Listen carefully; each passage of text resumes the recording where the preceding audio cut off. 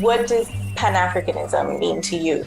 Well, Pan-Africanism to me is really finding pride in your African heritage to me. And, like my mom does like great work in Pan-Africanism. And, it's really to show the richness and the culture, the beauty of what comes out of Africa at the end of the day.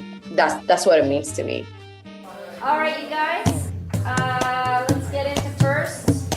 There is a movement promoting our stories, and many of us grew up with a strong craving for images we can relate to. Production teams, writers, creative heads have come together to tell stories, and this podcast is their voice. The themes covered are very relevant to the Black community, and anyone concerned by the social and racial injustices that are in place to stifle this voice. The Pan-African voice is not easily heard, and here we talk about our movies, that film or doc which you heard about but didn't get to see. What was the story? Where can I watch it? It now has a voice. Tune in. We walk you through these stories and interview the filmmakers. Welcome. Karibu sana. Karibu sana. And starting right on the lens. Ready, and action. Welcome to another episode of the Pan-African Film Podcast.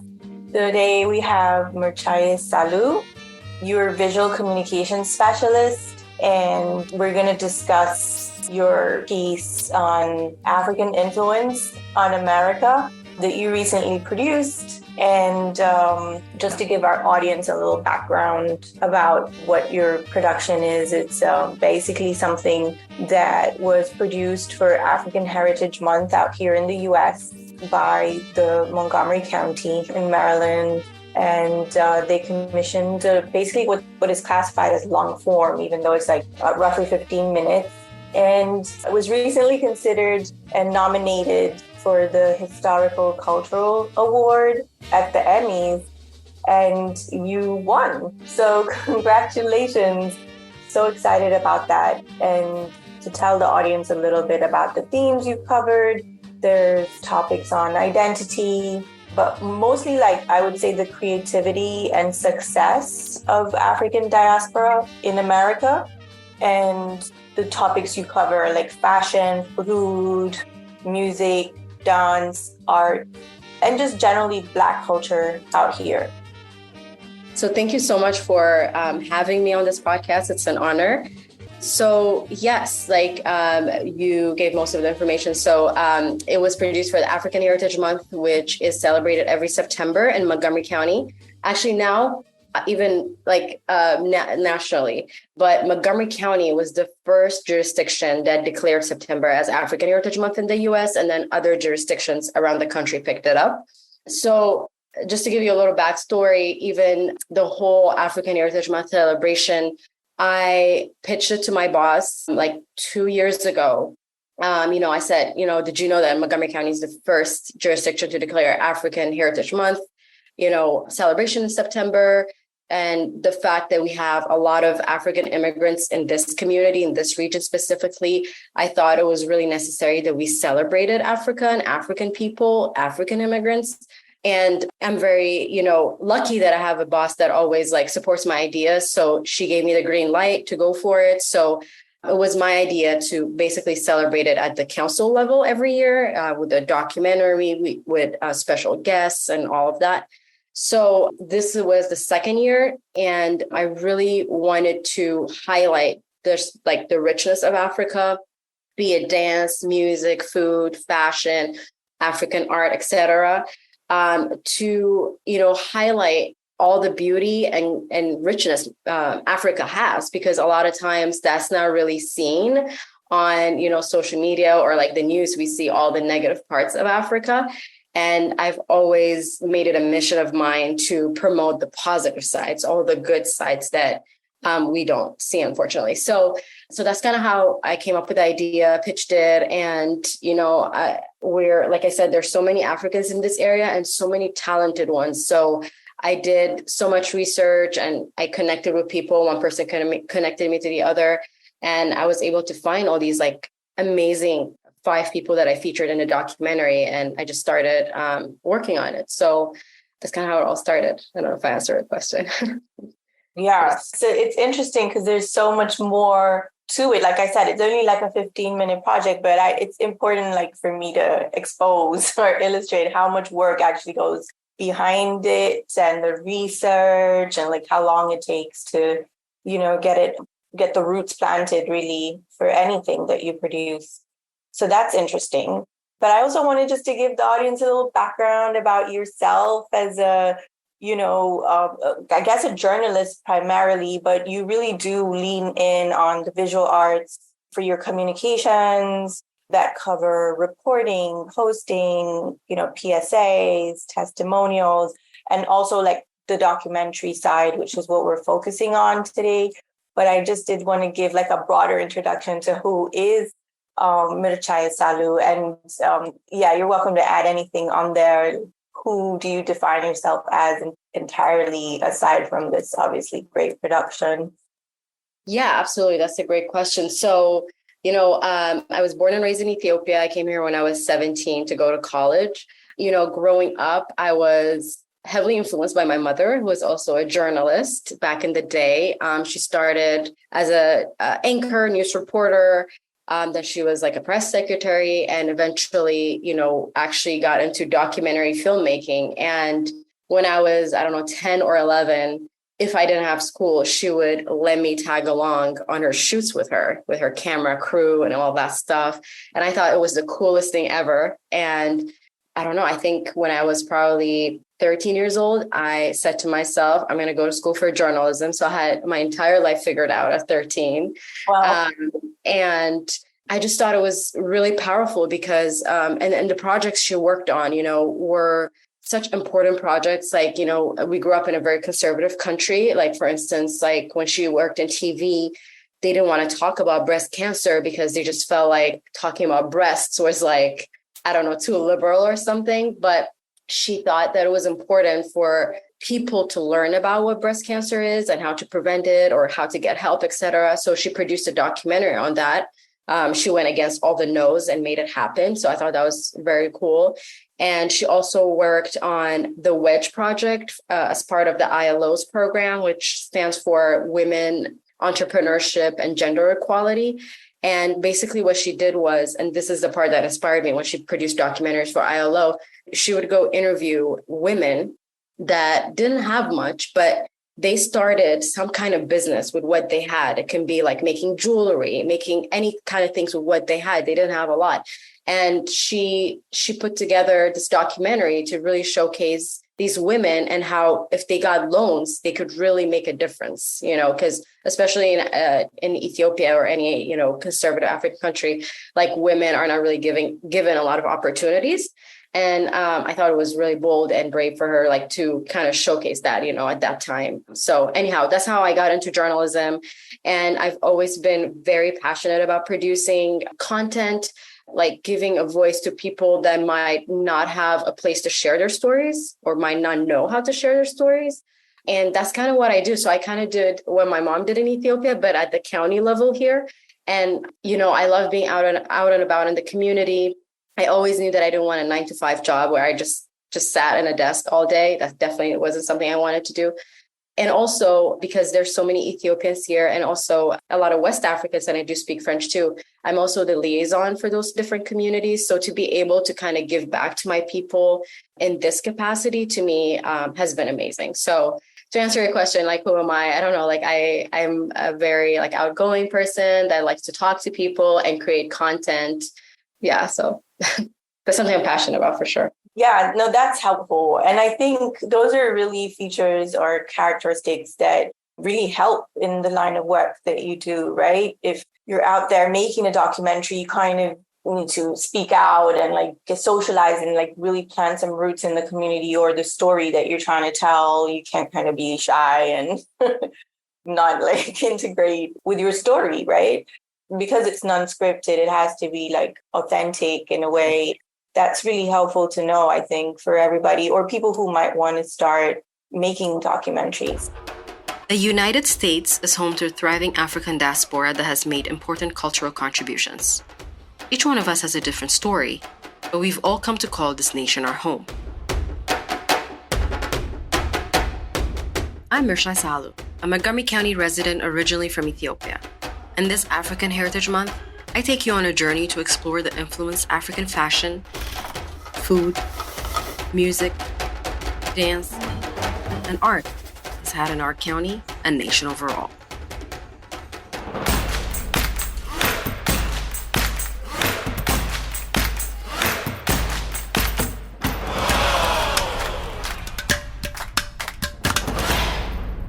And then I know you mentioned like there was a lot of research and, you know, you had to kind of package the whole pitch for your boss to get it off the shelf.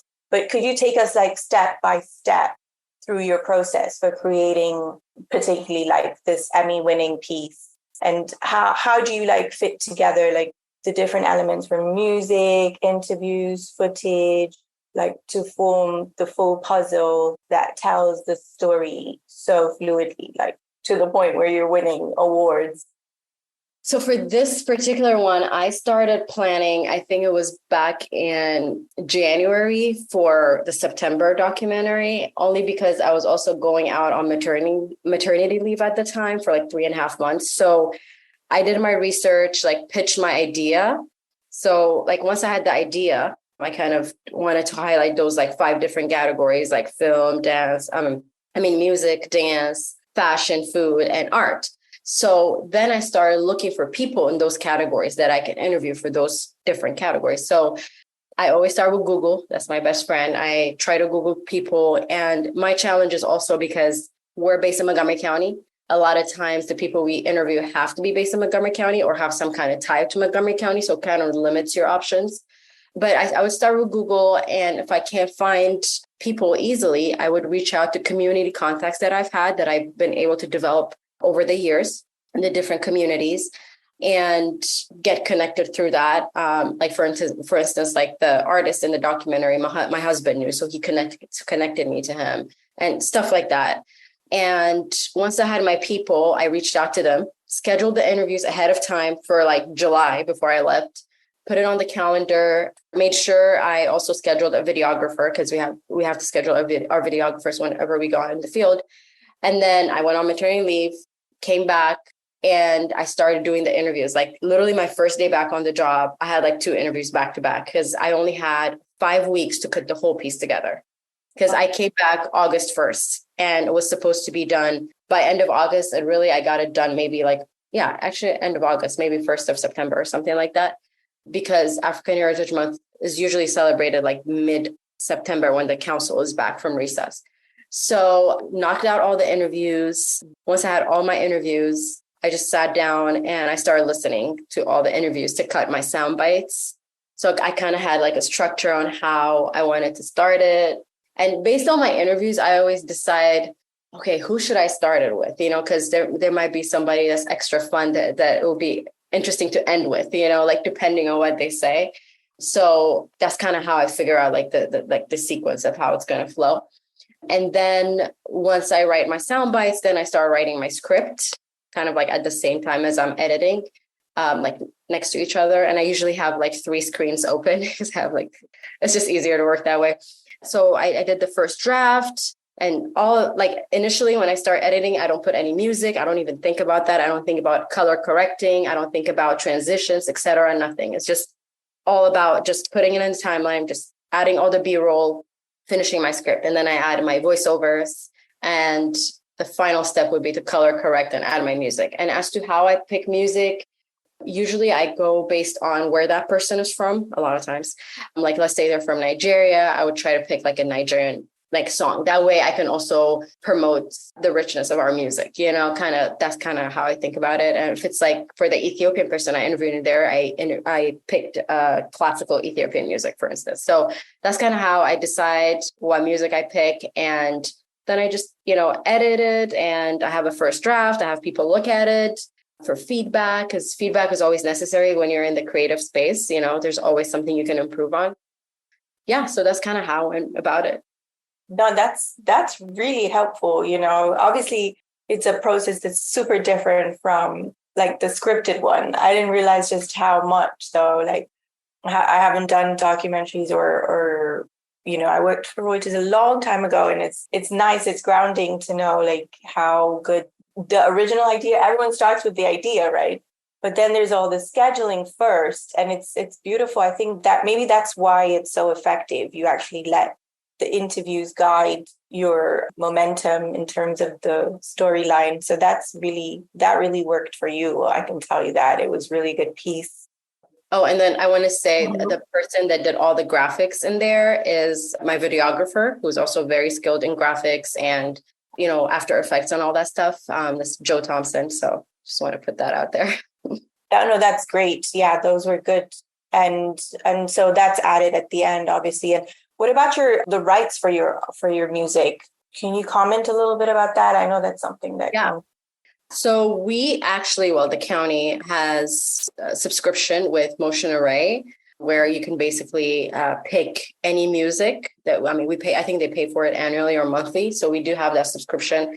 So we get music from there. So we don't have any copyright issues, because in the past we didn't have that, like a few years ago.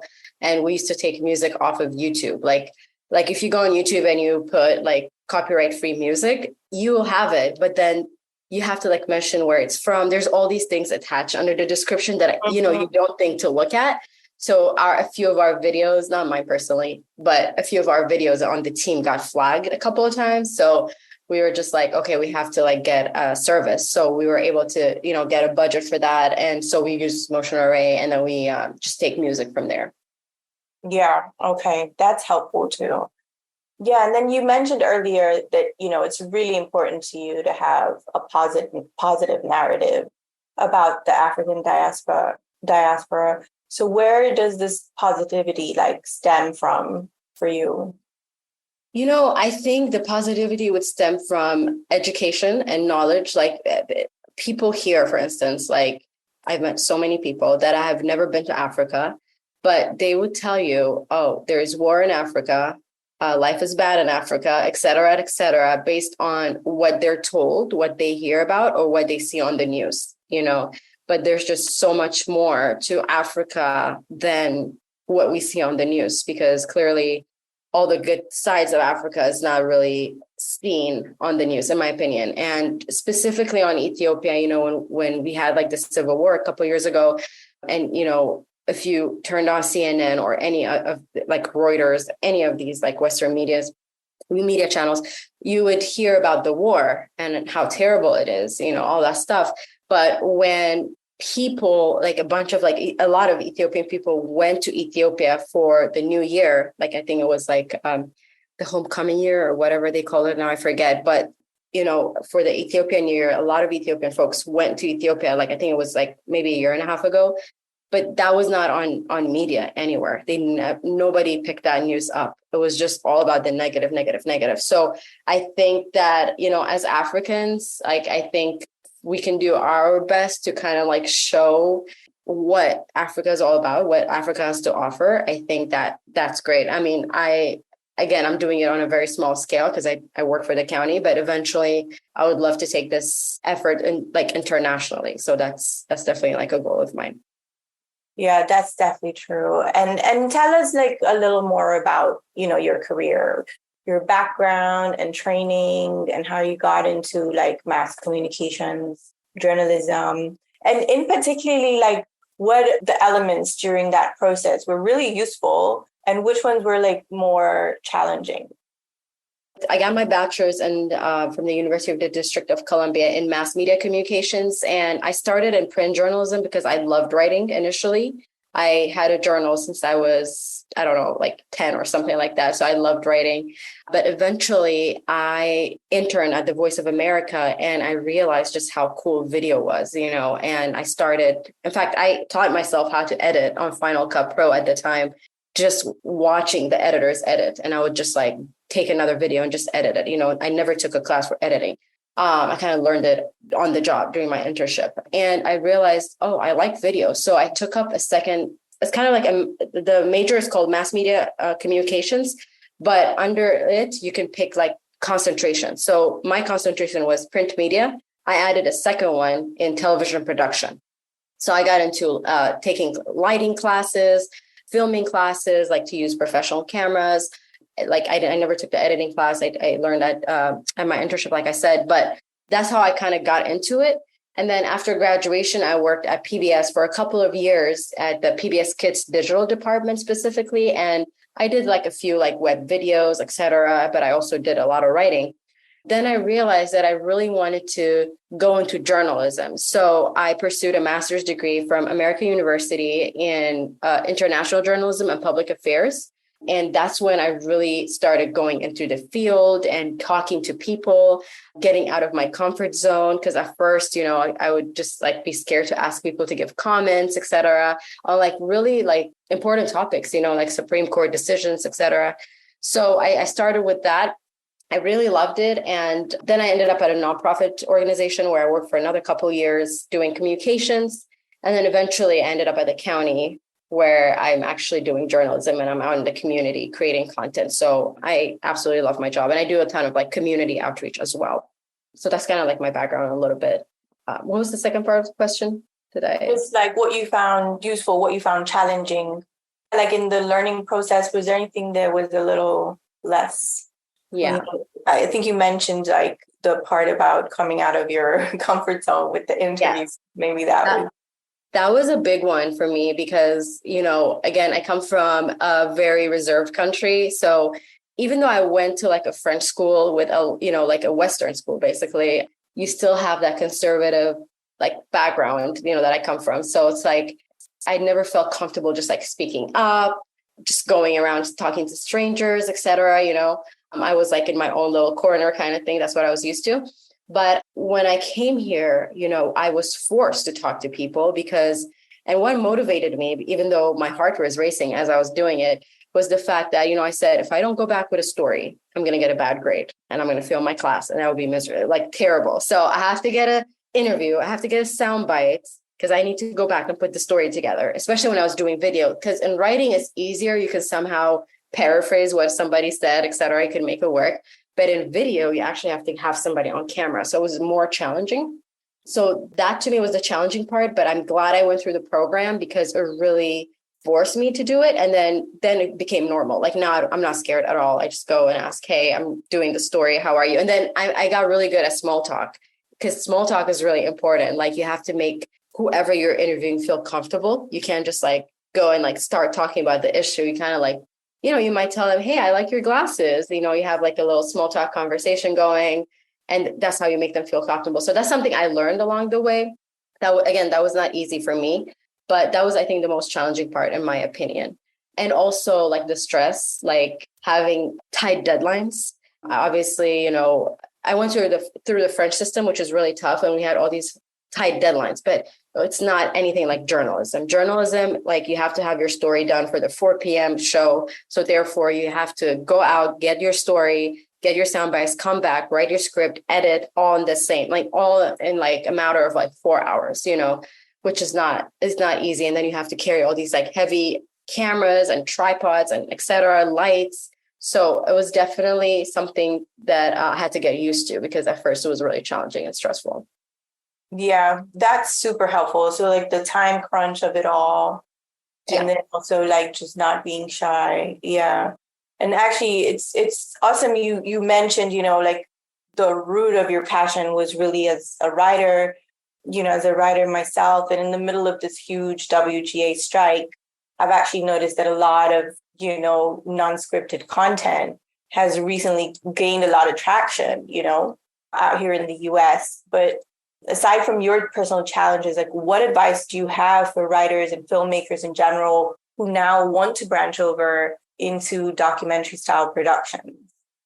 Well, first off, I would say like do it and, don't be scared to pitch, any kind of idea. Like, sometimes we might have an idea and think, would this be interesting to my audience? Would people even care about this? And chances are they might, there's a lot of like topics that people care about. So just go for it. Look for interesting people to interview that are knowledgeable and will share like important information with you, insightful views, and do the interviews. Make sure it's high quality. People love to see high quality work in terms of like the video, the writing, the editing, etc. And then if you don't have graphic skills, get somebody that knows how to do that to help you, because I know that, the graphics definitely enhance the video as well. Because I'm seeing what we did before Joe started on our team, and even though the content was great, the writing was great, just the quality even wasn't that great, not just the graphics, but even like the camera we use, etc. So it really matters when you upgrade your camera, or these days you can even use an iPhone. The iPhones have amazing camera. So sometimes iPhones like shoot better video than an actual camera. So just seeing like that, and then make sure the audio is good. I mean, there's a lot that goes into like video production, audio has to be good, lighting has to be good, etc. But yeah, I'll just say go for it and just think about the different points to hit. That's awesome. Yeah, I guess sometimes, before we write, we're sometimes thinking about who you're selling it to. But here, it's like you said, such a mass audience. It's more like, can you find interesting people to bring that idea out? And then most likely somebody's going to be interested, right? That's really helpful. And then, Mirchaye, the usual question we ask on this podcast, what does Pan-Africanism mean to you? Well, Pan-Africanism to me is really finding pride in your African heritage to me. And, like my mom does like great work in Pan-Africanism. And, it's really to show the richness and the culture, the beauty of what comes out of Africa at the end of the day. That's what it means to me. Awesome. And then wanted to find out, or like if you could share with the audience more precisely, like where can they watch your production and any future plans or projects in the pipeline that you want to share? Yeah, absolutely. In fact, I actually just pitched an idea a couple of days ago for the next African Heritage Month, which is in September. So this year, we are hoping to highlight African immigrant farmers in Montgomery County that, have come from Africa. They couldn't find the food they're used to eating in their home countries. So they just decided to start a farm here. And, they contribute to the economy here. I thought that was like a great story and great thing to highlight. So I found, a couple of Kenyan farms, Zimbabwean farms, Nigerian farms here. So we're going to hopefully be hearing from them. So that's the very next, near future project that I'm working on in terms of African Heritage Month. But I'm also working on a documentary on human trafficking as well that I've been working on for almost 2 years now. It's been that's been a tough documentary to definitely do because it's really hard to talk to people because it's a sensitive topic as well. So it's just been tough to get a hold of people. But hopefully my goal is to finish it by the end of the year. And as far as where they can watch my documentary, so I have a personal website. It's basically my first name. So it's mirchayesahlu.com. They can watch all my videos on there, including the documentary, the African Heritage Month documentary. And we also have the county's YouTube channel. It's the Montgomery County Council, MD YouTube channel. They can watch all the productions on there, including this African Heritage Month documentary. Cool. And just to spell it out, your name is Mirchaye. Sahlu is SAHLU. So it's like first name, last name.com, right? Yes, that's correct. Are there like any other social media pages or anything else you want to share? Mm-hmm. I have an Instagram. It's at Mirchaye. So it's MIRCHAYE, just my first name, very simple. And same thing for Facebook. Yeah, those are the two. And any personal fun facts? Anything to wrap up with? Personal fun facts. Apart from the fact that you're a super mom, considering, you gave birth in the middle of this production, but it's your second child and like you're still going. It's really amazing. Yeah. I love the outdoors. I like doing anything outdoors. I love hiking.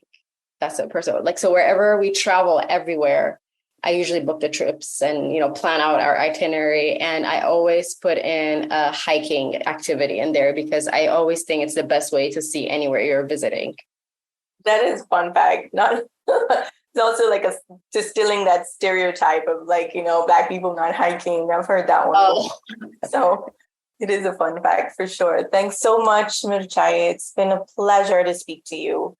Thanks so much for joining the podcast. And thank you so much for having me, Anna. It's been a pleasure. You're welcome. And another one. Thanks again for tuning in to another episode of the Pan-African Film Podcast. We are now on Spotify and Instagram. Just search Pan-African Film Podcast to follow and like us there. Our new platform is 360 Africa. That's 360 Africa. And we want to thank our Kenyan Vibe partners. Shout out to the KV squad. Last but not least, we thank our editor Ace. Please send us your feedback, like, follow, and comment.